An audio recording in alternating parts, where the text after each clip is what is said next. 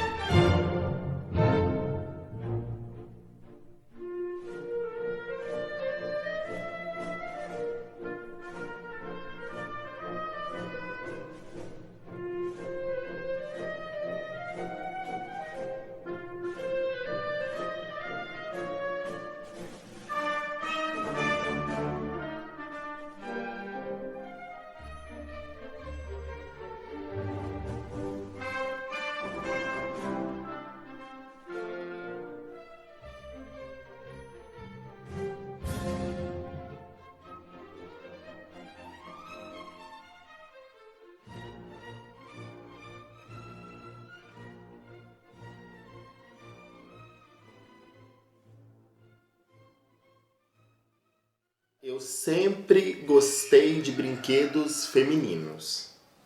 A minha mãe sempre até brigava, meu pai também, que eles queriam me dar um carrinho de bombeiro, mas eu queria uma boneca. E eu ia para casa das amigas da minha mãe e ela tinha filhas mulheres e eu queria brincar com as bonecas delas. Então assim, e meus pais muitas das vezes não queriam me dar boneca, com medo de eu virar o que eu virei hoje. E mesmo assim, muitas das vezes eu pegava até as bonecas delas e carregava pra minha casa. E eu tinha muito contato com boneca na parte... Quando eu ia dormir na casa das minhas primas. E aí na casa dela tinha boneca e meu pai falava pra minha tia: não deixa o Wilson brincar de boneca, que não sei o que. Aí ficava na janela, seu pai foi embora. Aí falava, pegar a Barbie. E aí era mais esse contato mesmo. Eu gostava muito de brincar disso e brincar de profissão. Eu acho que sempre eu gostei de ser adulta. Então, quando eu tava numa roda, se tinha uma festa e tinha crianças e adultos, eu gostava de ficar com os adultos conversando. E aí, com as minhas primas, eu gostava de brincar de floricultura, que eu era secretária de médico, minha prima era uma médica. Então, eu sempre gostei de trabalhar em ser adulta também. Não sei, pra mim as brincadeiras das meninas eram sem graça, sabe? Boneca, vou ficar brincando de bonequinha. Eu gostava de soltar pipa, jogar bola, correr atrás de pipa no meio da rua. E... sei lá, brincar de lutinha, igual os meninos faziam, sabe? Eu não tinha essa distinção de amizades com meninos ou com meninas, né? Eu sempre andei em bando com todos os vizinhos e vizinhas. Mas as minhas brincadeiras eram mais direcionadas ao universo feminino. Então eu brincava mais com as meninas, eu usufruía das bonecas delas, porque eu jamais ia ganhar uma boneca dos meus pais, né? Então eu frequentava mais esse universo delas, que eram as brincadeiras com boneca, de fazer comida, porque elas ganhavam aquelas cozinhas enormes, né? Só que realmente tem uns brinquedos proibidos para os meninos. Eu fui, nasci como um menino, fui tomado, interpretado como um menino, então tinha sempre que seguir aquele padrão fixo do menino que vai só brincar de coisas mais agressivas e violentas. E eu gostava bastante de brincar de subir em árvore, de carrinho, de arminha, lutinha, adorava essas coisas. Mas chegou um momento da minha infância que eu comecei a me interessar muito pelos brinquedos da minha irmã. Principalmente as bonecas. Eu gostava das bonecas com cabelão, né? Cresci, deixei o cabelo crescer também. Mas tinha muita repressão, assim, familiar. Tios falavam pra minha mãe: olha, tem que tomar cuidado porque quando tá assim, quando cresce vira mulherzinha. Ou tá estranho, não pode deixar brincar demais, né? E minha mãe ficava assim, né? Ai, não sei o que fazer, deixo ou não deixo. Ela me reprimia também de alguma forma. Mas eu era uma criança muito livre nesse sentido. Eu gostava de experimentar né, muitos brinquedos, formas de brincar, mas brincar com brinquedos femininos era realmente um tabu.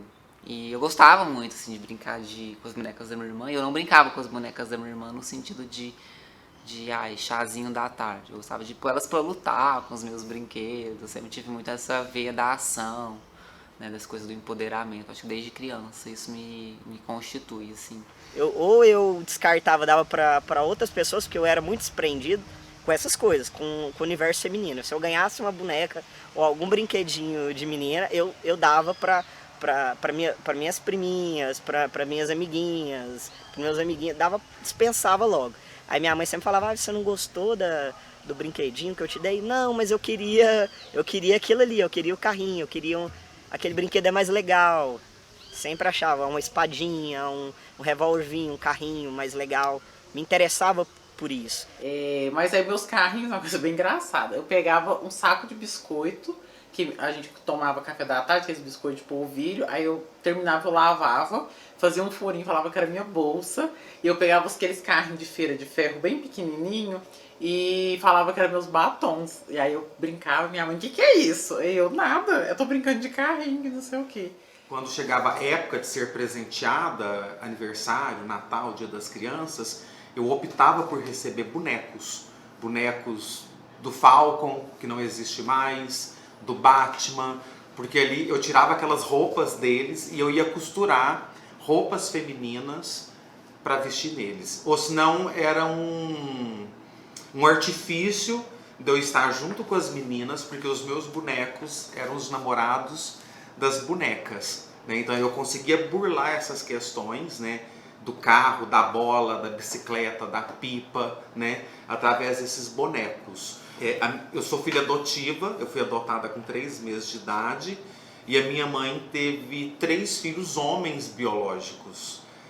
E aí, quando ela percebe essa expressão do gênero feminino, ela começa a me cuidar como realmente se eu fosse uma mulher. Então eu lembro eu com 6, 7 anos de idade, eu ganhar tamanco, né? E ela pedia para me dançar, eu dançava.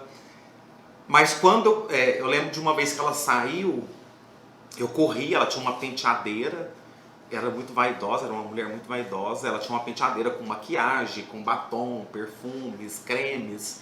Eu corri para frente dessa penteadeira e passei o batom dela.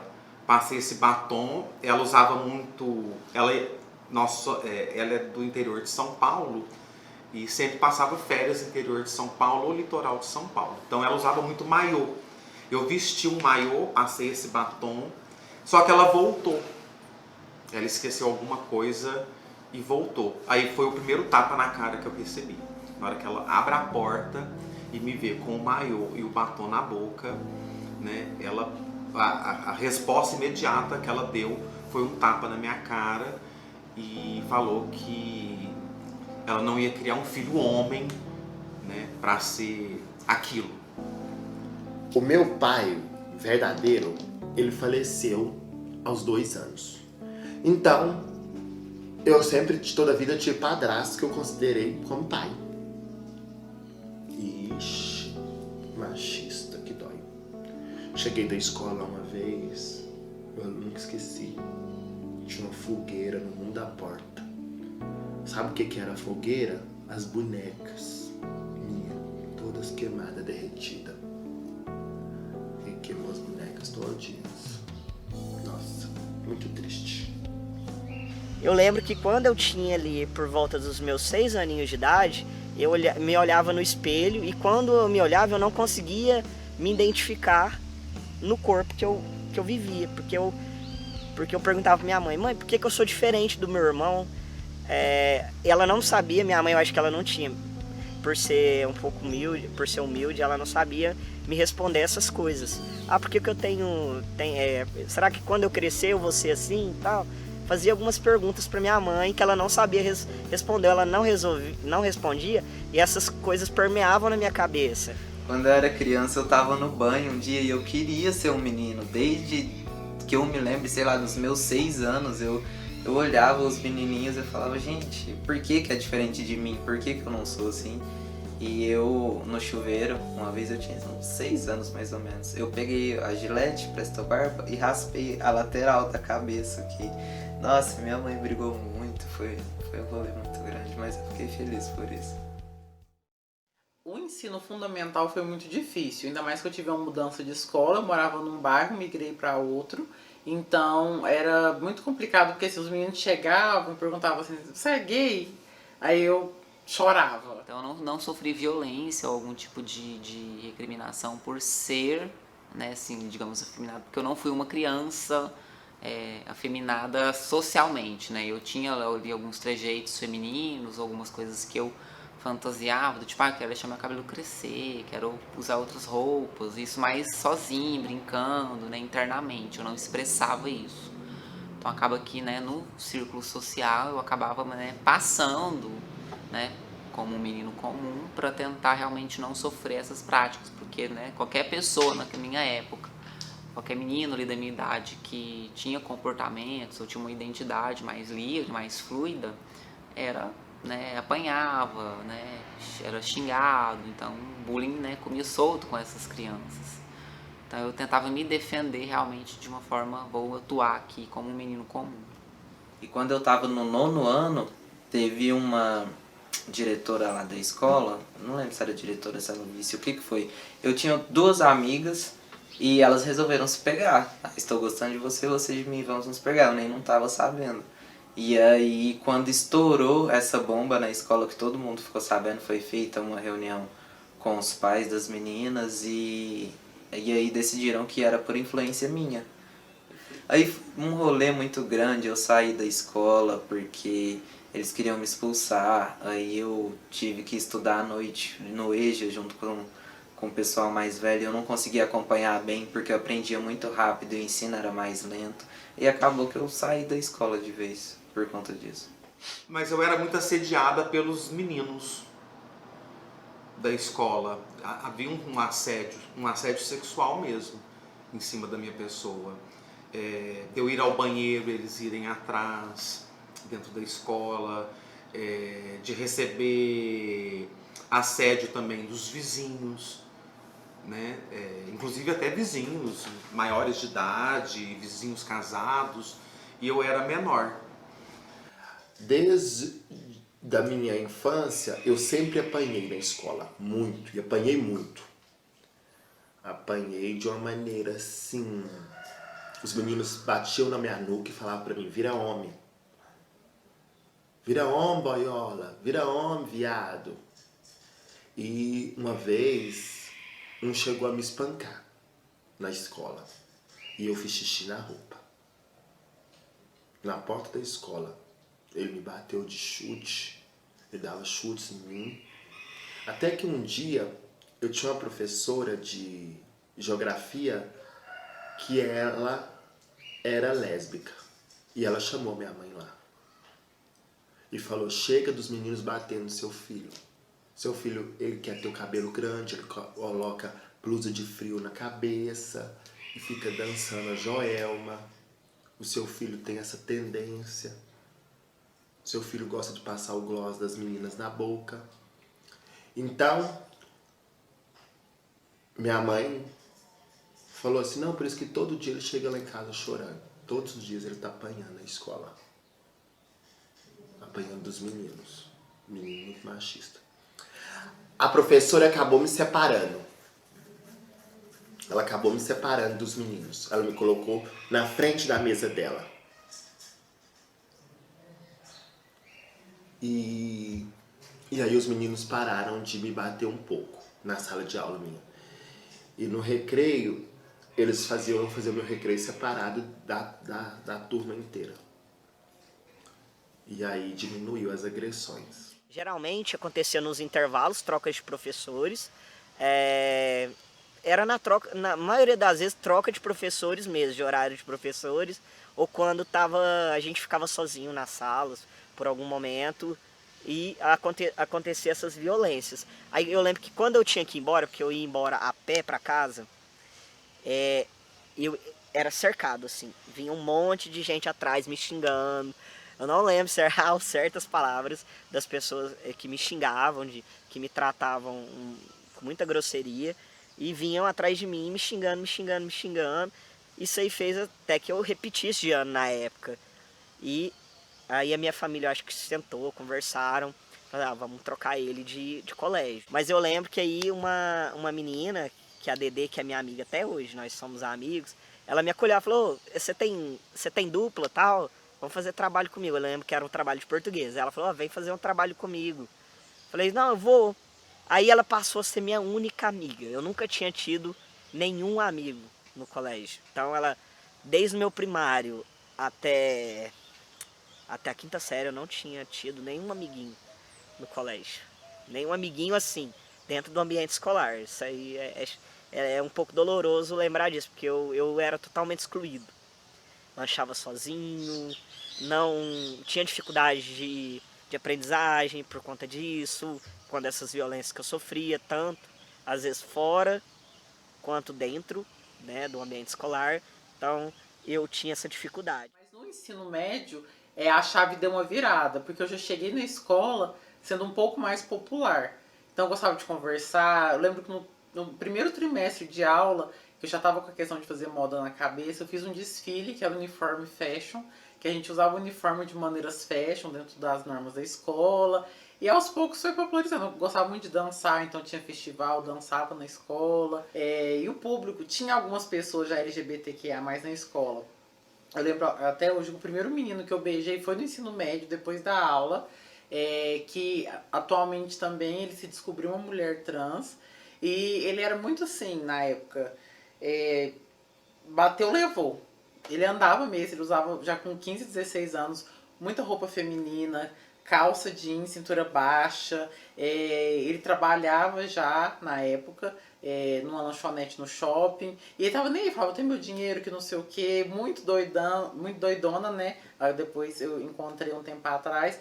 Então, era como se fosse uma referência no sentido de, nossa, por que ela é tão livre, tão leve, assim, não tem medo de ninguém? Então, a minha parte da escola foi boa mais no ensino médio. Dos 7 anos pra cá, eu já vinha pra escola com um grupinho de meninas, brincando com meninas. Dos 7 anos pra cá, foi muita agressão. Quando aos 9 anos eu me assumi mesmo, que eu era um gay, mas eu deixava meu cabelo crescer, cacheadinho, colocava o diademinha, comecei a pintar minhas unhas. Aí comecei a ganhar uma popularidade na escola, tudinho. Aí vim pros 10, 11, 12 anos, aí as agressões diminuíram e a escola começou a se adaptar ao meu estilo. Eu me vi primeiro como gay. Eu lembro até hoje, quando eu me assumi gay, a primeira coisa que meu pai falou pelo amor de Deus, não coloca uma sainha, não me mata de vergonha. E aí então foi gay e fui fluindo como uma gay mais afeminada. Aí teve um momento da minha vida que eu me considerava uma pessoa gênero fluido, não me importava se as pessoas me chamavam de ele, de ela, queria estar tranquila, feliz. E a androgenia foi muito forte, então a moda, essa parte mais andrógena me ajudou muito e foi uma forma muito fluida, então não teve um estranhamento tão grande da minha família, mas no começo, por exemplo, eu queria usar um short com a barra dobrada, meu pai já falava uma coisa, e aí teve um momento, por exemplo, quando eu tinha 17, 18, que meu pai falava assim, esse menino só fica na seção feminina comprando roupa. Aí minha mãe, gente, mas é uma menina, vai comprar roupa lá nos homens, pra quê? Então foi uma forma leve, não teve tanto estranhamento assim. Mas quando... acho que quando eu virei para meus pais e falei, né, que eu realmente sentia, quem eu era de verdade, para minha mãe foi muito mais tranquilo, mas pro pai é sempre aquilo, eu nunca imaginava onde foi que eu errei, essas coisas. Então eu me escondi, né, primeiramente antes de fazer a transição na androginia, como um recurso de autoafirmação de uma identidade ali possível, né? Então eu fiz essa transição bem lenta, de certa forma, ali dos meus 15 até os meus 19 anos, que foi quando eu comecei a transição e eu passei a tentar me feminilizar de certas formas. Comecei a usar base no rosto, calças mais apertadas, aquelas camisas mais baby look, né? E pra família foi um choque, assim, né? Pra minha mãe, nossa, por que você tá usando essas roupas? Por que você mudou tanto? E ao mesmo tempo, né, as pessoas não entendiam muito bem e, né, falar que eu era gay era uma certa forma de, tá justificando, né, tá ok. Mas falar sobre ser mulher ainda naquela época era muito complicado, assim, sobre querer ser uma mulher. Né? A minha avó chorou e falou que era uma decepção muito grande. E foi até minha mãe que foi conversar com ela e falou que ela tinha que me apoiar porque eu precisava desse apoio e porque para eu poder ficar dentro de casa, né, para eu não ter que sofrer na rua o que muitos sofrem, para eu ter que dormir na rua. E minha mãe chegou até a questionar minha avó e falou: é isso que você quer? Você quer ver, né, ela dormindo na rua, ela passando fome, ela sofrendo só porque é um desgosto para você a menina tentar ser feliz da maneira que ela é e não ter que ter contato com você? Como assim? Foi realmente um choque de realidade, né, que a minha mãe falou com a minha avó. E depois de muito chorar, de muito elas conversarem, a minha avó acabou se abrindo, né, para essa ideia de que é sapatão, mas pelo menos está aqui dentro de casa, né. Não, acho que é um peso, na verdade, que foi tirado dela, se caso acontecesse de eu ficar na rua e eu morrer ou algo do tipo, eu falar: nossa, é por culpa minha. Então eu era, né, lésbica, mas pelo menos eu estava dentro de casa. Eu ia no shopping, eu comprava 3 cuecas, uma blusa de mulher, uma calça de homem, uma camiseta de mulher. Então, assim, não me definia ainda. Tentava pegar um pouco de cada. Eu demorei pra mim virar uma mulher trans. Eu demorei. Eu fui colocar seios de silicone. Com 20 anos. Eu fui aprender a andar de salto com 25 anos. Que eu não sabia andar de salto. Pra mim era um terror. Era uma dificuldade andar de salto. Aí eu fui me adaptando, né? Aí fui adaptando e aí me tornei quem eu sou hoje. Na minha cabeça se passava que eu era um gay afeminado, um gay que gostava de vestir de mulher. Então eu começo a ter contato com esse universo através da mídia, através da televisão. Eu lembro dos meus pais gostarem de assistir esses programas de auditório, de calouros, né, aos finais de semana. Aí tinha 2 personagens que são simbólicos na minha adolescência, na televisão, que era o Chacrinha e o Bolinha, que faziam programas similares. E dentro desses programas haviam quadros onde transformistas iam. Na época eles falavam transformistas. Na verdade eram travestis, eram mulheres trans que iam e dublavam, né? E eles tratavam elas no masculino, perguntavam o nome de registro, elas respondiam. Então aquilo ali pra mim foi o primeiro contato que eu tive com esse universo e tinha uma referência na minha cabeça que era a Roberta Close, que sempre estava na mídia, e a Thelma Lippe, que na época eram as duas mais em evidência.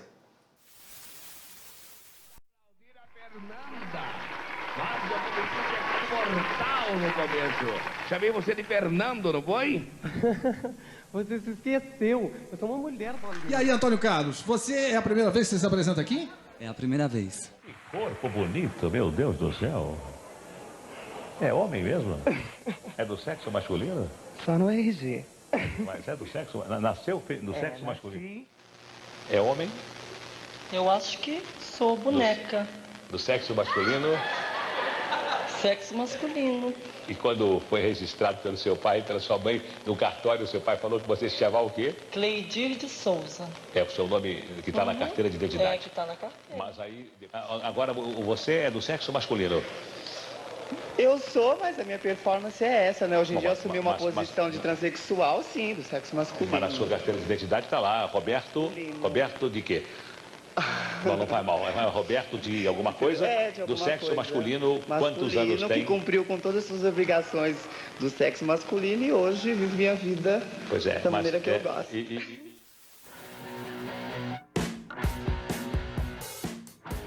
referências femininas, né, da época da minha puberdade eram as mulheres mais magras, mais, né, E tinha algumas pessoas famosas que eu via que eram, né, sujeitos também andrógenos, que eram sempre homens mais magros, né, mais femininos, que passavam aquele corpo mais frágil, de certa forma. Então, assim, né, naquela época eu comecei a fazer muito exercício físico, mas de aeróbico mesmo, para tentar emagrecer, para tentar perder massa, para tentar ficar naquele corpo fino, estreito, frágil, aquele aspecto feminino que de certa forma vigorou por muito tempo ali, né, do feminino com a magreza, da mulher tem que ser magra, não pode comer demais, né, tem que ser delicada. Então naquele momento é assim, eu preciso de atingir essa identidade, esse corpo, esse visual do que era o feminino naquela época. E foi justamente pelo emagrecimento que eu fui tentando atingir isso.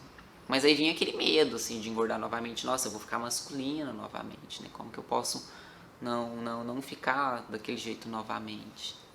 Eu arrumava roupas das vizinhas, maquiagem, e eu lembro que o meu quarto, ele dava para a rua, eu jogava essas roupas do lado de fora, eu falava que ia dormir, e na verdade eu pulava a janela, se maquiava, vestia e saía para a rua. E aí eu comecei também a burlar essas questões. Eu tive contato na época, eu sempre fui do movimento estudantil, né? E dentro do movimento estudantil eu conheci o movimento punk. E eu falei, então eu sei como que eu vou fazer agora, né? Porque os punks que tinham aqui em Uberlândia na década de 90, eles andavam maquiados. Eles passavam lápis no olho, eles pintavam a unha de preto, eles usavam coturno até no joelho, calças justas. Eu falei, então eu vou chegar na minha família e falar, virei punk, né? E foi assim que aconteceu, né? Eu mudei o meu guarda-roupa para um guarda-roupa com roupas pretas, mas aí eu já tinha o coturno até no joelho, que na minha cabeça eu estava de bota. Eu podia, o cabelo grande, eu podia pintar minha unha de preto, eu podia passar um batom preto, podia passar um lápis no olho, né? Então eu fui burlando essas questões. Minha melhor amiga virou trans primeiro que eu me esperava nela, mas nós não achávamos sapato do tamanho do nosso pé, era uma dificuldade. Graças a Deus eu tenho o meu pé menor, que aí eu consigo encontrar sapatos com maior facilidade. Eu acredito que uma coisa muito triste, às vezes entre mulheres trans, principalmente não tem condição, às vezes ter que usar algumas peças de roupa, algumas peças de sapato que não se adequam à sua vontade porque não tem no mercado. Isso deve ser mudado. E não falo só mulheres trans, tem muita mulher cis, por exemplo, que é jogadora de vôlei, que são mulheres de estatura alta, que calça 41, 42, e elas também têm essa dificuldade. E eu era muito feinha, nossa. E aí ela já era assim, bonitona, entendeu? Ela já era meio gordinha, e aí, devido a ela ser meio gordinha, dava um peitinho nela e o povo achava que ela já tinha silicone, que ela já tinha o perfil de uma mulher. Ela colocava uma sainha, ela era meio gordinha. E os homens queriam muito ela. E eu, o couro e o osso. Magra, magrinha, magrinha, magrinha. E eu olhava pra ela assim, eu queria muito assim, parecer, vestir. Mas eu falei, quando eu virasse trans, eu ia abalar as estruturas. Eu ia me vestir chiquérrimo, eu ia ser muito poderosa. E aí, de jeito, aí depois eu comecei. Mas eu não gostava muito de roupa, não. Eu gostava muito de acessórios, cinto, brinco, colar, essas coisas. Mas aí, com o tempo, eu passei a gostar de roupa. Um homem cis, um homem trans, uma lésbica que seja masculinizada me atrai também. Então, a figura masculina me atrai. E aí, quando eu era criança, eu via... E aquelas brincadeiras, né? Vai pra escola, tem uma namoradinha, que não sei o quê. Eu via que eu não me encaixava. E às vezes até passava uma mulher adulta, bonita, e minha mãe brincava. Eu passo uma mulher, em vez de olhar a bunda dela, olha o sapato, que não sei o quê. E eu... O que tá acontecendo? E aí foi tudo muito leve, muito tranquilo, que eu sempre vi. Eu lembro até hoje que uma tia minha, ela tinha uma revista da Veja, que tinha um cantor de rock, que ele tirou a roupa no palco, ficou só com a guitarra tocando. Eu lembro até hoje que eu pegava, eu colocava assim, eu colocava os 2 dedinhos pra imaginar ele nu. E ficava, nossa, ele é legal, que não sei o que.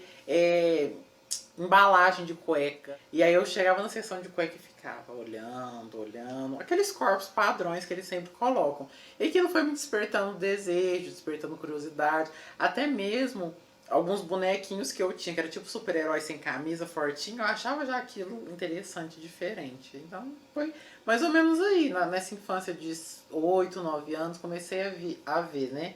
Eu nunca esqueço, quando eu tinha 6 anos de idade, quando eu vi um coleguinha meu nu pela primeira vez. E era um outro corpo diferente, né? E aí ele foi entrar na piscina, foi trocar. Não, na verdade, ele entrou na piscina e foi trocar pra ir embora. E ficou pelado na frente de todo mundo. Eu fiquei assim. Eu olhava pra ele, olhava pras partes de baixo, olhava pra ele. E eu, meu Deus, o que é isso? Eu fiquei com isso na cabeça muito tempo. Foi bem nessa primeira fase mesmo, de ver e me sentir atraída. Eu nunca me enxerguei como hétero. Sempre dentro dessa sigla LGBT. Eu não vou me definir como que eu me sentia. Eu vou falar que eu era uma pessoa de gênero diverso, né? E aí eu vou romper com isso tudo dentro da faculdade. Porque a universidade, eu entrei em 96, mesmo que 96 ainda era mais conservador ainda, era um ambiente livre, né? E ali dentro eu começo a romper com as expectativas de gênero dos meus pais, da minha família e da sociedade em geral. Então ali eu já começo a mudar realmente as minhas vestimentas, né? A andar maquiada, com o cabelo na cintura, né? Então a universidade ela foi crucial para que isso acontecesse. Mas eu não me identificava como gay.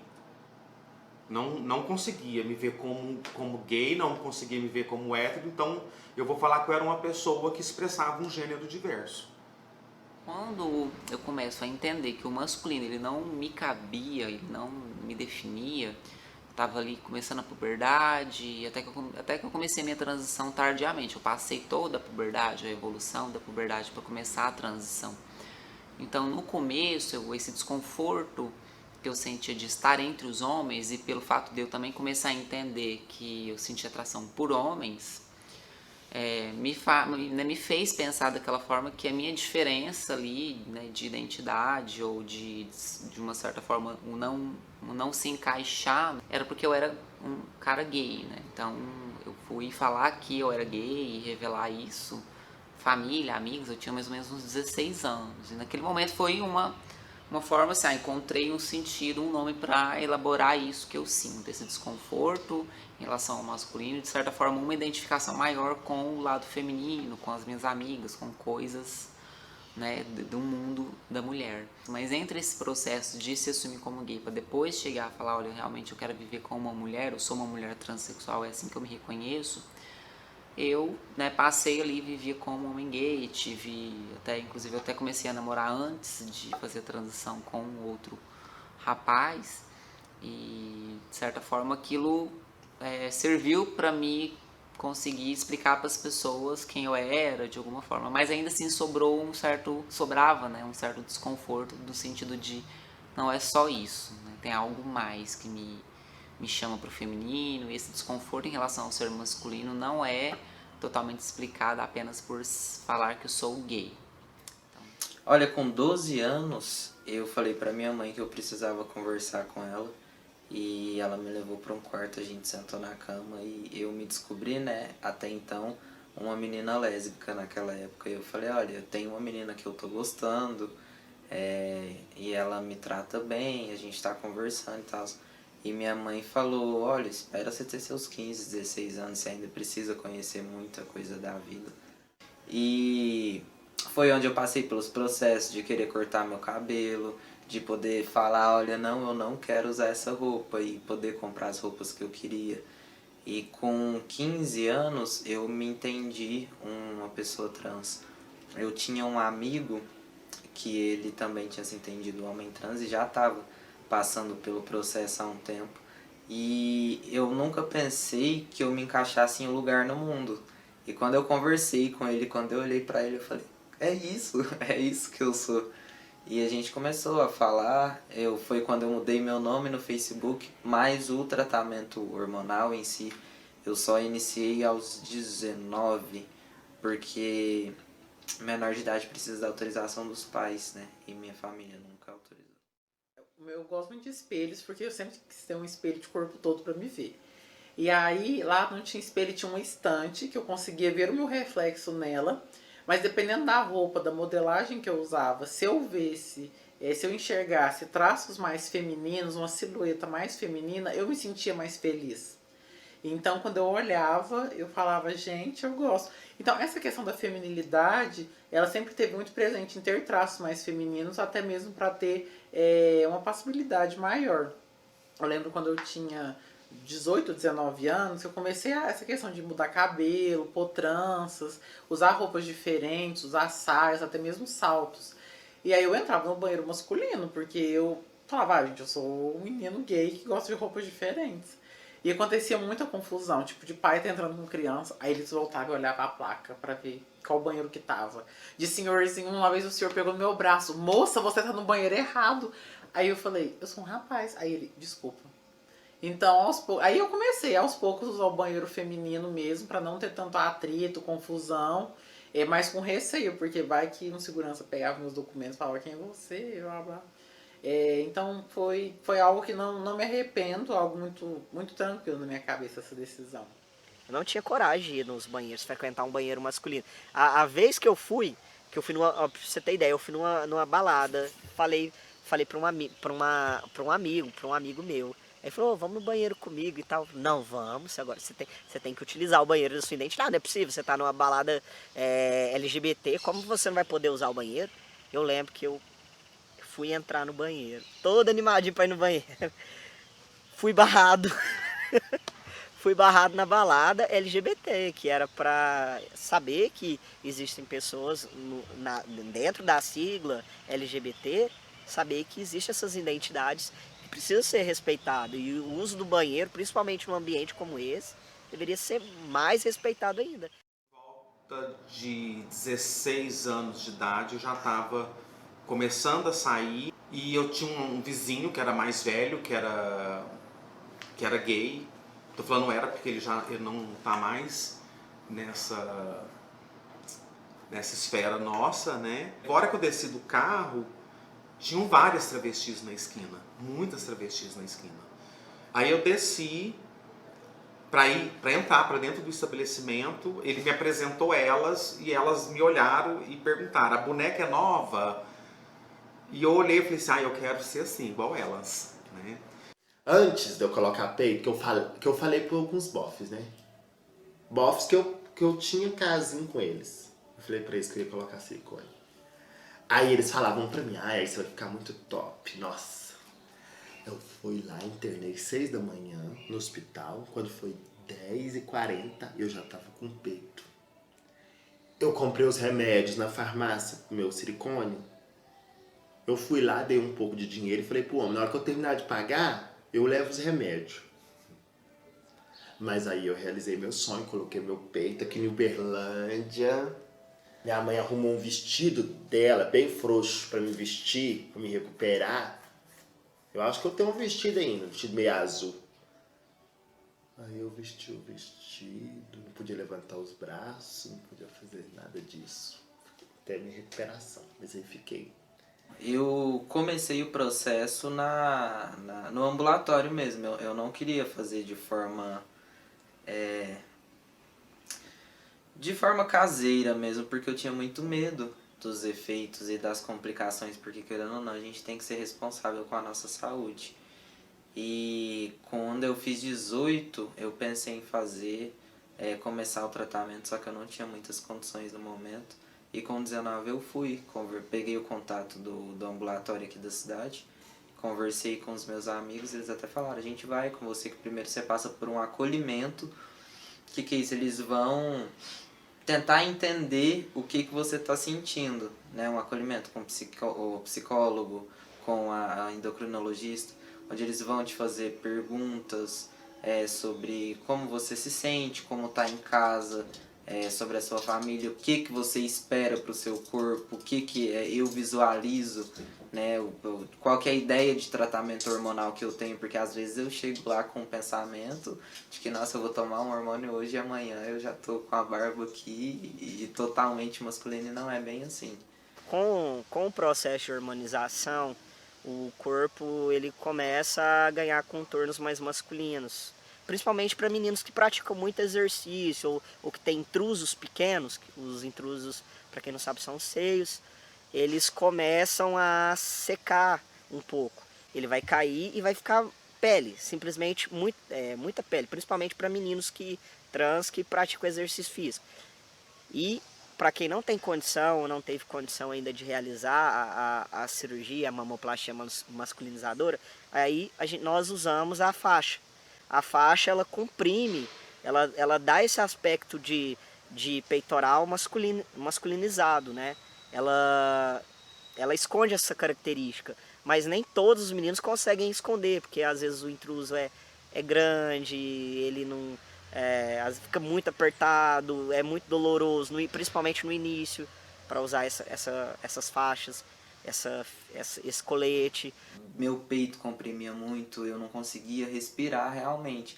Só que eu precisava esconder aquilo, porque eu era totalmente uma figura masculina e quando se via o volume, todo mundo já me julgava por não. Começava a me tratar no feminino e falar, tem pessoas que fazem isso até hoje. Hoje em dia eu uso a fita tape, né? No caso, se eu for usar, mas já tem tempo que eu não compro, porque foi um processo de aceitação muito difícil para mim. E eu comecei a usar top mesmo e andar mais encurvado. Até fiz uma avaliação com o meu personal da academia esses tempos e ele falou até um nome, é tipo uma síndrome que dá, porque minha caixa tá fechando e eu tenho que ficar corrigindo a postura todo o tempo. Só que ainda assim eu não faço porque marca. Então eu pretendo ir fazer a cirurgia até para me livrar disso também. Aqui no Brasil, essa cirurgia ela deve variar, eu não sei mensurar um preço, porque vai ter o preço que o médico vai te cobrar e depois o pós-cirúrgico, aquela questão toda deve variar entre 10 a 15 mil, 8 mil, não sei, de precisar o preço. Acredito que a última vez que há um ano atrás, quando eu fui pesquisar, estava na faixa de 9 mil a 10 mil, por aí, a cirurgia, a mamoplastia. E nós pudemos nos socorrer ao SUS, mas é muito demorado, às vezes fica-se anos nessa fila e não consegue fazer essa cirurgia. Muitas trans que começam muito novinhas, tipo 13, 14 anos, ou que tem uma amiga que é trans, ou a gente sabe, né, que grande parte da população hoje trans e travesti feminina tá na prostituição. Elas começam muito porque quer entrar, aí tem a colega que fala, toma isso, toma aquilo. E acontece que não conhece o seu corpo, não conhece como tá as suas doses de hormônio e começa a jogar mais hormônio ali feminino para dar resultado e às vezes pode dar várias coisas. Até mesmo porque vai fazer agora em setembro 2 anos que eu tomo hormônio. E aí na primeira consulta você assina um termo de várias páginas, porque é uma mudança corporal que é feita interna. Então esse termo fala que você tem que ser uma pessoa com bons hábitos de saúde, evitar bebida, evitar cigarro, tentar fazer uma atividade física, porque o seu corpo muda todo. Mas o acompanhamento ele é muito importante. Eu faço meu de 6 em 6 meses, eu vou lá, agora é de 1 ano. No primeiro momento era de 6 em 6 e agora é de 1 ano. Só pra ver mesmo. Como eu quero modificações leves, é tranquilo. O meu rosto ele afinou, a minha mama começou a desenvolver mais, então eu tenho um volume maior aqui. Como eu estou num relacionamento, não quero perder minha vida sexual total. Eu não tomo um bloqueador, porque existe um bloqueador hormonal masculino que às vezes você pode perder toda a sua libido. É muito individual. Quais são os objetivos que a pessoa quer chegar com os hormônios e o que pode ser oferecido para ela? Eu sempre me automediquei, eu nunca fui num médico, né? Eu sou de uma geração completamente diferente. Hoje o Brasil tem um programa de saúde trans específica, onde tem endócrinos que vão orientar em relação ao processo de hormônio. Minha época não tinha isso, a gente aprendia com as travestis mais velhas, Qual hormônio que você toma? Então elas passavam, eu tomava, só que vai chegar um momento que aquela medicação não vai fazer efeito no meu corpo mais.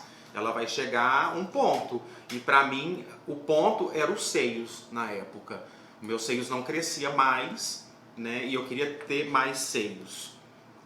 Então foi, acho que o ponto final pra mim foi 2007, foi quando eu marco eu junto o montante, né, do valor da cirurgia, e aí eu consigo colocar minhas próteses mamárias. Também eu tinha opção do silicone industrial, né, mas eu não queria me deformar também. Eu tinha cursado uma faculdade, eu tinha um mínimo de ciência do que aquilo ali poderia fazer no meu corpo. Então eu preferi trabalhar, juntar o dinheiro, né, mesmo que foi um processo lento, até eu conseguir colocar. Foi muito significativo para mim, né? O peito para mim representava muito esse universo feminino na época. Hoje não representa mais. Eu não lembro o porquê do Rick. Eu acho que era por conta do Rick Martin, que era um cara gay, né? E super andrógeno, super descolado na época, e o Taylor vem do Taylor Lautner, de Crepúsculo, porque ele era negro, né, e todo malhadinho, cabelo cortado, e quando eu olhava na minha adolescência eu falava, caramba, eu queria muito ser assim, eu queria ser esse cara. Eu acho que foi por conta disso, as duas referências do meu nome. Eu, na verdade, se eu não chamasse Sayonara, eu ia beirar Marcela, alguma coisa assim, porque eu me identificava muito com esse nome, Marcela. Mas eu até fui com essa proposta de Marcela uma época, aí uma travesti mais velha falou assim, você tem cara de Sayonara e seu nome é Sayonara. Geralmente eram as travestis mais velhas que batizavam a gente. E pegou. Né? Ela me chamou de Sayonara num domingo, sempre os domingos na minha vida. E pegou. No outro final de semana, Sayonara, Sayonara, Sayonara. E as pessoas, mesmo antes da transição final, as pessoas me chamavam de Sayonara. Né? Pegou. Ficou Sayonara. E eu gosto do nome. Né? O importante é que eu gosto do nome. E aí eles falavam pra mim, agora você tem que colocar o peito, você tem que mudar de nome. Seu nome social, você tem que colocar Giovana. Seu nome tem que ser Giovana. E eu sempre falei uma coisa, gente, quem gosta de mim, Giovana, continuar gostando. E muitas vezes eu vou no médico, eles perguntam pra mim, né, Gilvan? Eu falo Gilvan. De vestido, Gilvan. De saia, Gilvan. Não quero mudar meu nome, gosto do meu nome. Foi um momento bem íntimo em que eu conversei com a minha mãe. E nesse momento eu perguntei, mãe, qual que seria o nome que a senhora me daria caso eu já tivesse nascido, né? Se eu já tivesse sido designado como menino quando eu nasci. Aí minha mãe falou, Felipe, eu acho esse nome muito bonito, Felipe, e eu te daria esse nome. José, eu lembro que eu tinha escolhido José. José por quê? Por conta do meu pai, que se chamava José, e do meu avô, que também tinha o nome José. Aí eu lembro que eu tinha conversado com a minha ex. Ela falou, mas todo mundo vai te chamar de Zezinho, de Zé, Zeca, alguma coisa assim. Eu falei assim, mas pra mim, eu acho que esse é meu nome. E meu nome ficou José e o Felipe, porque minha mãe escolheu o Felipe. O dia que eu tiver um menino, eu vou colocar Yusley, esse nome. Só que eu sempre senti um nome muito fluido, muito neutro. Então, quando eu comecei a ter trejeitos mais femininos e tudo mais, e andar com a roda de pessoas mais modernas, com a cabeça mais aberta, o pessoal já fala, Yusley. Então ficou algo muito natural de ser escutado. A minha mãe me chama de Lúcia. Porque uma vez uma amiga minha me apresentou para uma colega dela que tinha um probleminha de audição. E ela falou assim, essa aqui é minha amiga Yusley. Ela falou assim, oi Lúcia, tudo bem? Falou com um jeito meio diferente. E aí eu falei com minha mãe, ela rachou o bico, ela riu muito. E aí minha mãe, no celular da minha mãe é escrito Lucinha.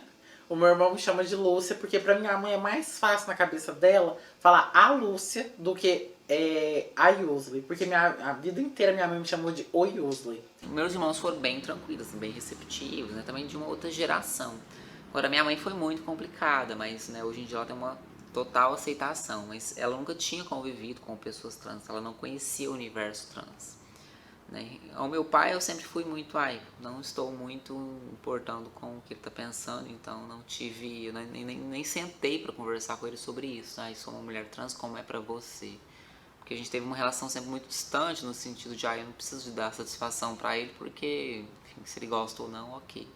Mas para minha mãe eu convivia com ela, então ela que cuidou de mim, ela que me nutriu, ela que me sustentou. Então eu sentia uma certa forma como um dever, assim, sabe? Eu preciso ser didático com a minha mãe sobre isso, porque eu quero que ela me aceite, né? Eu amo ela, eu preciso que ela me reconheça como filha. Mesmo depois, eu entrei com um processo, com uma ação judicial para alterar meus documentos, ganhei, e mesmo assim era muito difícil. Né? Meus irmãos chegavam em casa, minha irmã, minha mãe, mesmo que eles me aceitassem, eles ainda me chamavam pelo nome morto. E aí eu fui corrigindo, não é mais o fulano, é a fulana. Não é o fulano, é a fulana, me chama assim. E aí quando eles me chamavam pelo nome morto, eu não respondia, eu ficava calada. Não respondia, eu ignorava completamente. E aí eles foram se autoeducando até acostumar.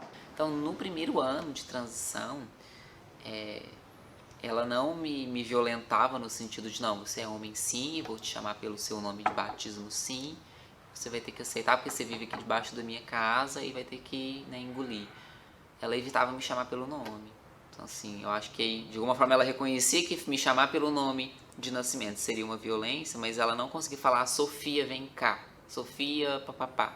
Ela falava, ei, preciso de você. Ou ela ficava ainda tentando, né, de certa forma, assim, elaborar com esses pronomes aí indeterminados para tentar me convocar, para não falar Sofia, mas também, de certa forma, assim, eu entendi que ela respeitava esse limite de não, né, me impor esse nome masculino, que não era meu, né, não era mais meu naquela época, simbolicamente. E chega um momento... Ali no primeiro ano foi realmente assim, muito tenso, algumas conversas muito difíceis de ela não entender. Quando eu começava, por exemplo, né, a usar hormônio, por exemplo, eu chegava da farmácia e ela, o que é isso nessa sacolinha? São os meus hormônios, né? Então, era sempre um assunto meio, ok, ficava aquele clima, né? Tipo, nossa, constrangedor. Hoje eu fui ao médico, eu tava sentindo muitas dores na barriga, a gente fez uns exames. E a primeiro momento foi colocado o meu nome social, que eu tenho no RG, né? Na ficha, então tava lá, sexo masculino e tudo. E quando eu cheguei no médico, eu falei que eu tava sentindo muita dor na região da barriga. A primeira coisa que ele pediu foi um exame do abdômen mesmo. Aí saiu o resultado e não tinha nada e eu sentindo dor. Eu falei, olha, eu tô sentindo dor mais aqui embaixo, na região do útero. E ele me olhou meio assim, mas eu acredito que ele entendeu. Que ele perguntou, eu nem perguntou, né? Na verdade eu já citei que eu utilizava hormônios e tal, já pra explicar porque as pessoas já não entendem. E a minha sorte é de não ter retificado os meus documentos ainda. E eu consegui fazer os exames, eu consegui passar por um ginecologista, porque a maioria dos homens trans não conseguem. Tem muitos homens trans que sofrem dores, que sofrem doenças pela falta de atendimento e acolhimento, porque o ginecologista é um médico feminino. Então, como eu tenho seios, eu tenho útero, eu tenho uma vagina, e como eu chego lá no médico com meus documentos masculinos, querendo passar pelo ginecologista. Então, muitos homens trans sofrem hoje por conta disso, da falta de preparação profissional, da falta de preparação para recepção nos hospitais. Hoje, mesmo com o nome social lá na minha etiquetinha e o meu nome de registro embaixo, na hora que o cara pegou minha ficha para me chamar para fazer o exame lá no meio do hospital cheio, ele me chamou pelo nome de registro. E eu realmente só fui porque eu tava sentindo muita dor e eu precisava fazer o exame, porque para mim foi muito constrangedor. Então são coisas que eu acredito que tem que ser mudadas, tem que ser revistas. Teve até um caso, acho que é Roberto Betti, que ele chama, que é um homem trans que ele deu à luz recentemente. E como que ele vai fazer um acompanhamento, um pré-natal, uma cesárea, sendo que na documentação dele tá masculino, então ele teve que rodar, achar um hospital, onde lá nos documentos, ao invés de colocar pai e mãe, eles colocam parturiente, né, que é a pessoa que para, então é muito, muito, muito difícil ainda. Me assumiu, ele chegou, conversou com a minha mãe, foi na minha casa, meus irmãos gostavam muito dele, mas ele era homem. Ele gostava de videogame, dessas coisas. Aí minha casa não tinha muro. Lá na minha mãe, nós sentávamos debaixo de uma árvore de 7 copas e nós beijava de língua, aquela coisa assim. E os vizinhos passando na rua com as crianças. Meu Deus, que vergonha, que vexame. Mesmo assim, né? E esse povo falava assim, nossa, o Gilvan tá namorando um rapaz. Aí eu namorei ele, né? Aí namorei durante 1 ano e 6 meses. E aí veio a véspera de carnaval e eu nunca gostei muito de festa. Eu fiquei em casa e ele pegou e foi pro carnaval. Com os amigos dele, héteros. Ele pegou e bebeu tanto, ele deu um coma alcoólico. Ele ficou quase 1 mês internado, sumido. Eu ligava pra mãe dele não me dava resposta. Ninguém me dava resposta porque a mãe dele não aceitava. Ele tá namorando um gay, porque eu era gay na época, eu não tinha aceito silicone, mas eu usava as roupinhas femininas. Roupinha, blusinha curta, mostrando a barriga, eu resolvi furar o umbigo, e aí começou, aí a mãe dele não aceitava, depois ele apareceu. Mas eu sem eu saber que ele tinha ido pra esse carnaval, ele se coma alcoólico. Ele me pediu perdão, e eu não aceitei. Mas eu tava me achando tanto, que eu falei, nossa, não, eu vou arrumar muitos homens, muito bonitos. Aí, demorei um tempinho, mas perdoei. Mas mesmo assim, eu perdoei. Depois, com o tempo, eu perdoei. Aí nós voltou. Porque na época, esses menininhos de escola, e eu era uma gayzinha, eu ia fazer trabalho com eles. Nossa, eles queriam eu, os bonitinhos, lindo. E ele era mais feio. Aí eu falei pra ele, não, eu não quero você, não sei o que mais, eu quero terminar. Porque eu me achava que eu ia arrumar muitos bonitos, mais bonitos que eles. Peguei e terminei com ele. E ele só foi aparecer na minha vida depois de eu ter 25 anos com a esposa dele, que ele disse que tem gratidão por ela. Ela salvou a vida dele, tirou ele das drogas. Hoje ele é dono de uma padaria em São Paulo. Tá bem, mas ele diz ainda pra mim que eu sou o grande amor da vida dele. Mas ele fala pra mim que não quer me ver de perto. Porque se ele me ver de perto, ele vai acabar fazendo besteira, que é largar a esposa dele pra ficar comigo. E mesmo assim a vida também ganhou outro patamar, outro nível. Então assim, mas toda a minha vida eu nunca gostei de namorar gays.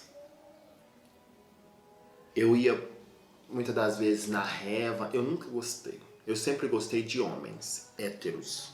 No início da transição, você é lido, ainda você não adquiriu totalmente a aparência de um gênero ou do outro. Você tá ainda sendo lido naquele gênero feminino. Então, no início foi muito difícil pra mim. Às vezes eu me relacionava com meninas, com meninas que eu já conhecia um pouco antes da minha transição, por me sentir um pouco confortável, mas eu já tinha me assumido publicamente enquanto homem trans, já tinha feito toda a mudança nas minhas redes sociais, já comecei já usava o meu nome social e me relacionava com meninas que eu já conhecia um pouco antes. Mas eu conheço a pessoa, vamos supor, pela internet. Então antes de eu conhecer essa pessoa pela internet, por redes sociais, eu já deixo lá no meu perfil já explicitado que eu sou um homem trans, e quando no processo da gente se conhecer, antes de se conhecer, nós conversamos sobre a questão da minha anatomia, do meu corpo, e se está tudo bem, né, para outra pessoa também. É isso, eu sempre falo antes. Foram 3 casamentos, então o primeiro eu fiquei com ele 5 anos, terminou porque acabou o amor, então a gente termina, rompe mesmo. Eu fiquei um tempo solteira, namorando. Eu era namoradeira um período da minha vida. E aí eu conheci o segundo. Nós ficamos 3 anos e rompeu também. relacionamentos rompem, ninguém é de ninguém. E aí eu conheci o meu atual marido, que nós estamos há 13 anos. Ele tinha um relacionamento antes com uma mulher cis, tem uma filha desse casamento. E essa filha dele foi me apresentada, ela tinha 5 anos de idade, hoje ela mora comigo, vai fazer 19 anos. E pra mim é muito, muito normal, né? É uma família. Né? Eu percebo que ele não gosta muito dessa minha auto-identificação, que é onde que eu vou, eu sou muito convidada para falar pela imprensa e eu sempre me auto-afirmo. Sou travesti, sou uma mulher trans, né? Dou curso, dou formação na área de gênero, sexualidade. E às vezes ele fala, ai, para de ficar falando, né? De se auto-afirmar, mas eu preciso disso, porque as pessoas precisam ver, né, que eu consegui, né, e eu posso abrir portas para que outras pessoas consigam também. O meu segundo marido, eu não tive contato com a família dele. Por quê? Ele é de uma religião cristã e ultraconservadora. Ele tinha acabado de sair de um divórcio e eu conheci ele numa balada LGBT. Eu não sei o que ele estava fazendo na balada LGBT, porque ele cantava até no coral da igreja, né? Mas ele estava lá, eu passei, ele pegou no meu braço, me puxou, falou assim, nossa, você é muito bonita, né? E eu me apresentei, nós conversamos, ele perguntou o que eu fazia, eu falei que eu era professora. Ele falou assim, mas uma travesti professora? Ele falou pra mim. Eu falei, sim, por que não? Ah, eu achei que vocês só se prostituíam. Ele não me apresentava a família dele, mas ele estava na minha casa praticamente de domingo a domingo. Ele dormia comigo de domingo a domingo. E a família dele começou a cobrar. Né? Quem que é sua namorada que ela nunca aparece? Ah, porque ela não mora aqui, ela viaja muito, ela trabalha muito, mas eu vou trazer ainda. Eu lembro que ele me chamava de chuchu. E ele só falava, ah, eu vou trazer chuchu pra cá, vou falar chuchu, chuchu, chuchu. Só isso que ele falava. E aí uma vez a minha mãe cobrou ele. Minha família era apaixonada nele. A minha mãe falou assim, você já conhece a família inteira dela, a família inteira gosta de você e você nunca trouxe a sua família até aqui. E isso deu um baque nele. Ele falou pra mim que se ele fosse gerar uma dor na família dele, ele preferia romper naquele momento. Eu consegui, eu estava apaixonada, né? Mas eu consegui burlar aquela questão ali na hora. Mas eu comecei a me tornar uma pessoa pública ao mesmo tempo. Eu era uma das primeiras professoras trans e a imprensa começou a vir atrás de mim e a gravar comigo, a pedir entrevista, a fazer matéria, a fazer cobertura, tudo. Eu comecei a aparecer na imprensa. De repente, aí ele falou pra mim, eu não consigo, não dou conta. Todo dia eu te vejo na televisão, então eu prefiro romper.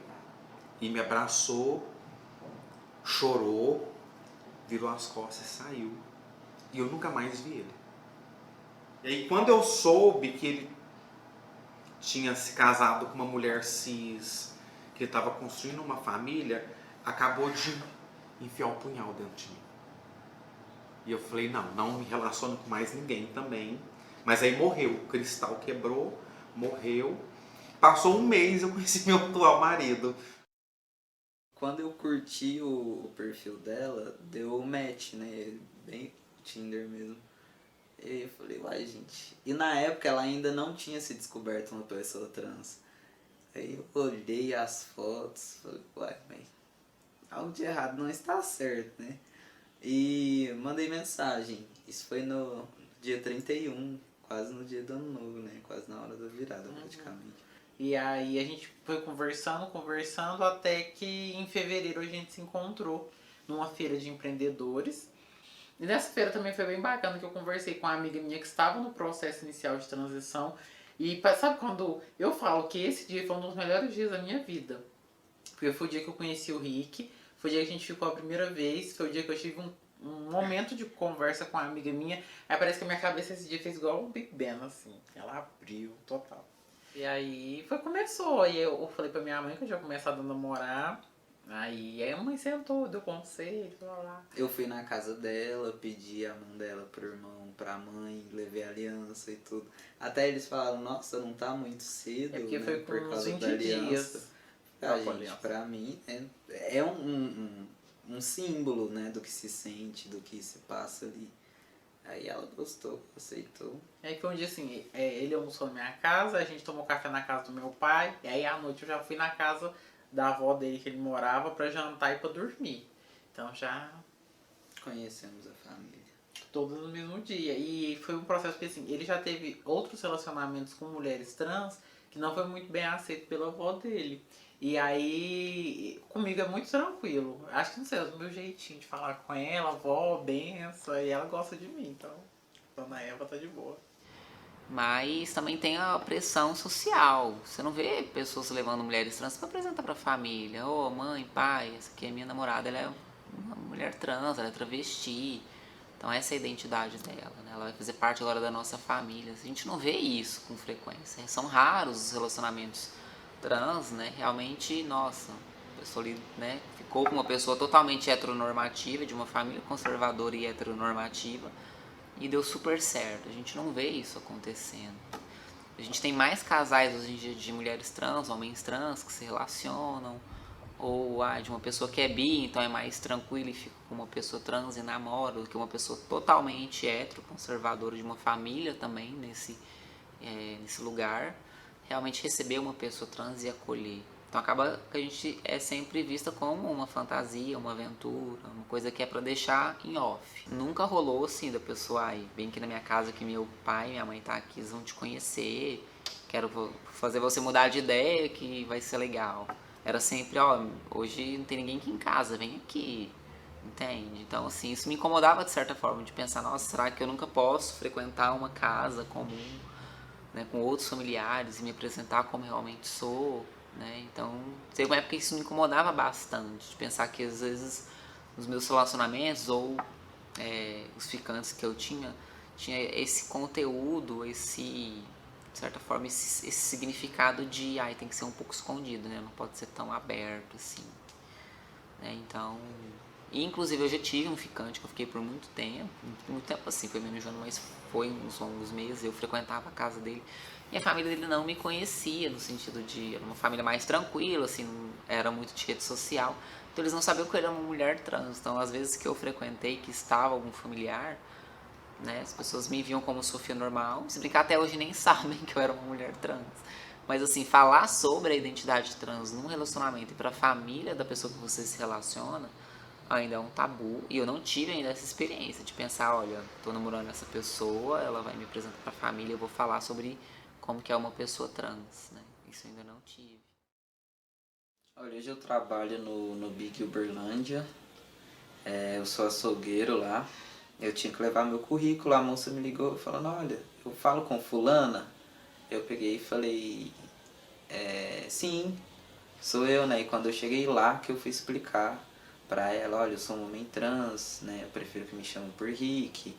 E foi super tranquilo, eles em momento nenhum negaram, foram super apoiadores da causa, foram os primeiros a imprimir o meu nome, né, Rick Taylor, no crachá para poder colar por cima do outro, porque no crachá não tem como fazer alteração, né, como vem de São Paulo, é uma burocracia, e colaram e sempre me respeitaram. Eu peguei 6 meses de substituição de um professor que estava de férias, eu preparei as minhas aulas, eu sou apaixonado em geografia. E eu fui eu lembro que eu fui com tênis de solada Anabela, calça boca de sino, de lycra, toda produzidinha, cabelo na cintura. E na hora que eu cheguei na frente, eu peguei o livro, assim, né? Eu não sabia se eu dava aula ou se eu olhava para os alunos estavam em choque. E não se falava em nome social. Então, era o professor vestido com roupas femininas. Então, assim, foi um choque, mas eu consegui trabalhar os 6 meses, muito tranquila, e aí encerrou o contrato, né? O contrato acabou, era uma substituição, e aí no ano seguinte eu teria que correr atrás de aulas e eu consegui aula numa escola muito longe. E a hora que eu cheguei, eu fui de cabelo amarrado, tinha de brincos, né? A diretora falou pra mim que ela não aceitava professores usarem brincos.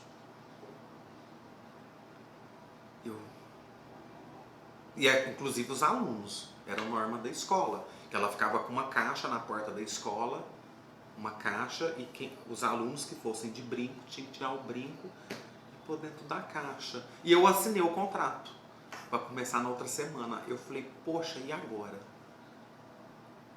O que eu fiz durante essa semana? Cortei o cabelo na máquina 3. Comprei roupas novas, comprei roupas 2 números maiores, para não mostrar nada do meu corpo. E assim eu fui. Quando eu percebi que as pessoas começaram a falar é um excelente profissional, e as escolas começaram a brigar para eu estar dentro das escolas, eu falei, agora é minha vez. E aí eu voltei a tomar hormônio, né? Comecei a tomar, deixei o cabelo crescer novamente, comecei o processo de hormonização. Então, em 2005 eu já estava indo para a escola de unha grande, cabelo na cintura, com os peitinhos do hormônio já apontando na camiseta, né? Já com a calça justinha de novo. E aí virei para os meus diretores, na época eu trabalhava em 2 escolas, e falei, olha, o professor está saindo de férias e volta a professora. Aí no outro dia eu já internei e já coloquei as próteses. No meu trabalho é muito tranquilo, eu trabalho numa loja de departamentos, que é muito moderna, muito atual, então lá nós temos pilares bem tranquilos quanto a isso. Uma vez teve um caso de um menino novato que estava chegando, e aí ele, numa reunião, que a gente tem momentos de fazer reunião diárias lá para falar de resultados, e aí na reunião ele começou a me chamar só de ele. Aí eu fiquei assim. Porque tem pessoas que já bate o olho e já faz uma leitura feminina e já me trata só no feminino normal, mas existem algumas coisas, sabe, que pegam. Aí às vezes, por exemplo, se uma mulher acorda mais tranquila, não quer passar maquiagem nem nada, coloca uma roupa jeans, camiseta, vai seguir sua vida normal, ela vai ser tratada como mulher. E já aconteceu alguns casos, por exemplo, eu tô com preguiça hoje, tem que fazer muita coisa na loja, montar vitrine, fazer isso, fazer aquilo, blá blá blá. Eu quero só colocar um jeans, camiseta, prender meu cabelo e ir. E aí às vezes tem cliente que já bate o olho e fala, menino, vem cá. E aí eu tento trazer no meu dia a dia signos mais femininos, seja pela roupa, seja pela maquiagem, afins, para não ter esse problema. Você precisa se apresentar que é uma mulher trans para a pessoa entender quem você é. Porque, por exemplo, teve uma vez que eu estava no começo do emprego, desse emprego que atualmente eu tô, que eu sou psicóloga, mas eu também trabalho numa escola municipal. Quando eu entrei nessa escola e conversei com a diretora, sou uma mulher trans, ok, né? Assim, por uma questão de se apresentar, de saber quem eu sou, de onde eu vinha, quais as minhas particularidades. Mas tinham pessoas ali que não tinham um convívio ali muito próximo, que às vezes numa conversa ali à toa, vai rolar um papo feminino sobre menstruação. E a pessoa me pergunta, como que é pra você? Nossa, hoje eu tô com uma cólica, você tem muita cólica? E eu falo, não, eu não menstruo porque eu sou uma mulher trans. Acaba que assim, eventualmente a gente tem que se justificar que você é uma mulher trans, porque tem particularidades da sua identidade, do seu corpo, que não são comuns de pessoas que não são trans. Então acaba que é uma necessidade às vezes pra você participar de um assunto, ou se defender de alguma opinião, falar, eu sou uma pessoa trans. Então acaba que parece que fica uma sensação de que você é meio impostora. Tô aqui, mas olha, eu sou trans, né? Então tem que falar para as pessoas que eu sou trans, para elas saberem que eu sou trans. E tipo, por que a gente sente isso, né? Como se a gente estivesse invadindo algum lugar. Parece que a identidade trans carrega isso, né? Dessa coisa que é excêntrica e tem que falar, tem que sempre justificar, porque se a pessoa descobre que você é trans sem você falar que é trans, vai ser um choque ou pode acontecer algum outro tipo de, desconforto. Depois que eu me tornei vereador da cidade de Uberlândia, eu estive procurando a delegacia da mulher, porque eu comecei a sofrer ameaças. Pelo meu trabalho eu comecei a sofrer ameaças. na Câmara Municipal. Eu vou entrar aí e vou matar esse viado. E eu fui legitimada e eleita pelo voto popular, pelo voto do povo. E mesmo assim eu recebi mensagens, recebi piadas na minha rede social. Você nunca vai ser uma vereadora mulher. Você tem ovo, você tem pênis. E mesmo assim, eu procurando a Delegacia da Mulher enquanto a vereadora parlamentar, eu não consegui nenhum respaldo. Nenhuma proteção. Eu penso, não por eu ser uma parlamentar e ter privilégios, e as outras que estão atrás de mim?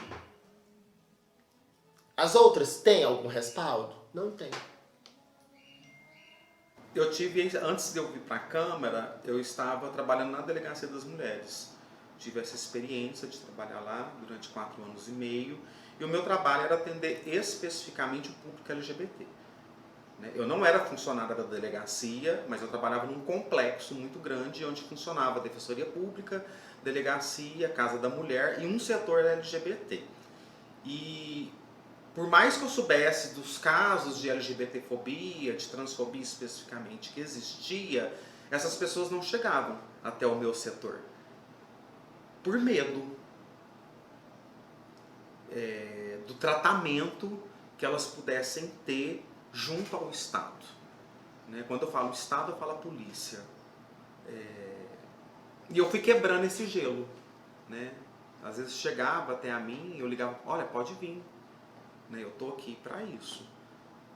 Pode fazer o boletim de ocorrência, vai abrir inquérito, você tem que procurar pela justiça, pelos seus direitos. Mas quando a gente olha num contexto geral, a maioria não vou falar só da população trans, a maioria das pessoas que sofrem, que são LGBTs e sofrem LGBTfobia, elas não vão procurar a delegacia, com medo de sofrer uma violência institucional. E muitas vezes o Estado é omisso também. Por mais que a pessoa procure, faça um boletim de ocorrência, que abra um inquérito para averiguar aquela situação, geralmente não dá em nada. A lei deveria ser imparcial, ela deveria ser aplicada sem você fazer juízos de valores particulares seu. Se a pessoa que foi agredida, ela está relatando que foi agredida por motivação de transfobia, e ela tem prova, ela tem como meio de produzir essa prova para incriminar futuramente esse sujeito, o papel do policial, do delegado, no início do inquérito policial ali, é colher todas as informações, respeitar o que está sendo dito pela vítima.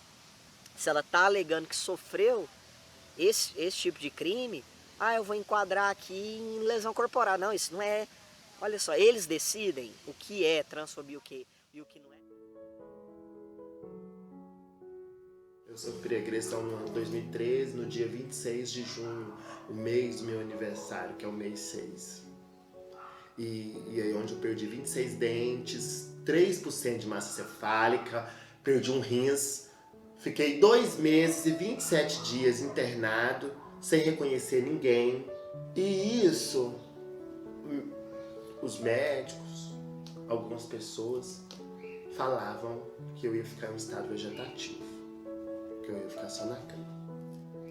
Demorou muito me reconhecer as pessoas iam na minha casa, eu não reconhecia elas. Quem que é você? Quem que é você? Eu não reconhecia.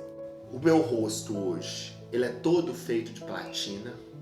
Eu ainda sinto a vergonha e o constrangimento de ir num banco, a porta travar. Os agressores, um foi preso, o outro tá foragido até hoje. A pena máxima, 6 anos. Ele ficou apenas 1/3 e o júri popular deu a liberdade para ele. Você já viu ele depois que ele foi solto na rua? Eu já vi ele. Mas eu perdoei esse povo. Eu não tenho maldade no meu coração. Que Deus abençoe a vida deles. eu penso nos outros na cidade de Uberlândia que morreram. Guilherme Pagotto, o Divino e demais outros que morreram, vítimas de homofobia e transfobia na cidade. Ele falou pra mim assim, que tinha uma unha, eu fazia uma unha pra me fazer, mas na verdade eles queriam me roubar. Eles levaram meu iPhone 4, levaram o troco do refrigerante Zap que eu ia comprar e me deixaram lá sem 26 dentes, sem massa cefálica, no meio de um trieiro. E graças a Deus uma mulher pegou e vindo da igreja entrou no trieiro, mas o marido, e me encontrou. E Deus me devolveu a vida. Tinha uma imagem que a mídia sempre passava e não sai da minha cabeça até hoje, a capa da Veja com o Cazuza, né? E ele assumiu publicamente, né, a questão do HIV/AIDS. E nessa época, década de 80, o HIV/AIDS era muito ligada ao universo gay, né? Como se nós fôssemos, como que o público LGBT fosse os transmissores, né, os criadores do vírus, né? Se encostasse na gente, as pessoas ficavam doentes. E aí eu tive uma experiência que foi chocante. Eu tinha uns 13, 14 anos de idade, de 12 a 14, eu só não lembro a minha faixa etária. Eu fui num vizinho meu, colega, né? Pra gente brincar. E a mãe já sabia, né? Eu era toda cheia de trejeitos, né? E ela me explicou que quem era gay já nascia com o vírus da AIDS. E ali a gente estava transmitindo. Essas pessoas estavam transmitindo. E eu pensei, eu tenho o vírus da AIDS. Eu pensei na hora, nesse exato momento. Eu corri, saí correndo, fui para casa. Eu lembro de pedir dinheiro para minha mãe. Eu fui numa mercearia, eu comprei um maço de vela. E eu acendi velas e eu comecei a pedir perdão. Aí eu pedindo para Deus, né? Eu lembro disso, eu pedindo para Deus para Ele tirar esse vírus de mim, porque eu não queria chegar naquele ponto, daquela capa daquela revista. Então foi a única vez que eu me senti culpada. E aí depois que a gente vai compreender as coisas, né? Por isso que a escola, a educação é muito importante na vida da gente, né? Porque a educação ela vai desconstruir todos esses mitos, né, que o senso comum constrói. Eu tô nesse mundo por mim, assim, tenho pessoas com quem eu posso contar, tenho família, tenho amigos, mas, né, tudo é passageiro, assim, a nossa vida é muito passageira. Então se você não fizer por você, se você não viver como você quer viver e ser quem você quer ser, a vida vai passar e você vai continuar preso, enclausurado.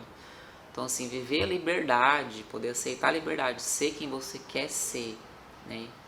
E sabendo que a sua identidade ela é legítima, né? Você não está prejudicando ninguém, você não está tirando algo que é de alguém, né? Você está apenas vivendo e sendo o que você quer ser. Eu acho que isso me faz pensar que, olha, eu vou viver uma vida e vou chegar no final dela e não vou me arrepender de não ter feito nada, de não ter sido quem eu quis ser.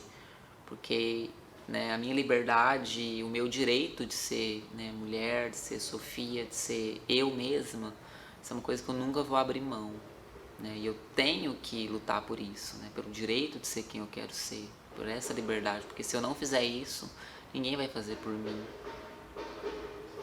Que a minha mãe hoje ela é falecida, né?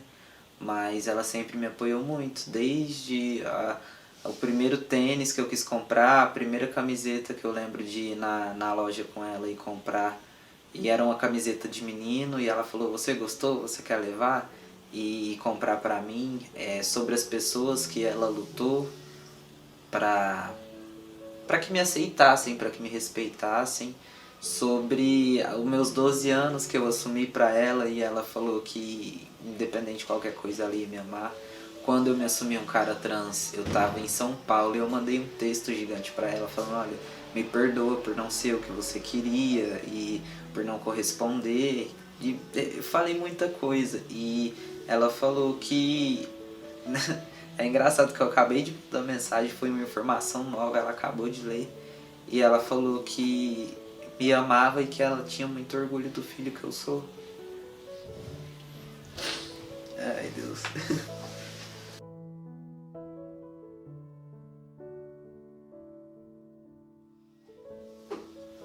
A Sayonara existia na internet, ali no computador, né? No Orkut, no MSN, tinha as fotos, tinha tudo, né? E durante o dia o criador, né? Trabalhando para sustentar a criatura, até que um dia a criatura engole o criador. Deus, ele não olha a minha imagem, o meu estilo, ele vai olhar o meu coração. E que se eu fizer o bem, Deus vai sempre me olhar com um olhar de bem. E foi dessa maneira que eu consegui tudo que eu tenho na minha vida e deu tudo certo. Eu acho que Deus me ama, eu acho que Deus tinha esse propósito mesmo na minha vida. Eu tenho ainda sonhos, sonhos não param, porque a vida da gente, se não for movida por sonhos, não tem como.